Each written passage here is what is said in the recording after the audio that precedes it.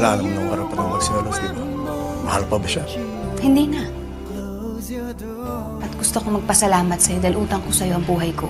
Malaki ang utang na loob ko sa'yo, Agent. Pero pasensya na dahil hindi ko masuklian yung binibigay mo. Hindi naman ko umaasa sa sukli kung hindi buo sa puso mo. Kaya okay lang kahit mahal mo siya. Sinabi ko na nga sa'yo, diba, na hindi na. Papaulit-ulitin ko ba? Ganun pala yun. Gagawin ko to parang mang hindi ko nag-go kay Ivy. Hindi ko hayang mapahama ka kahit dito ka sa akin. Dito ka! Hindi ako si Ivy! Lavender!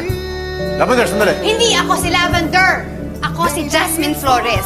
Hindi ako si Tyrone na naloko sa'yo. Tulungan kita. Lahat binigay ko sa'yo. Bakit?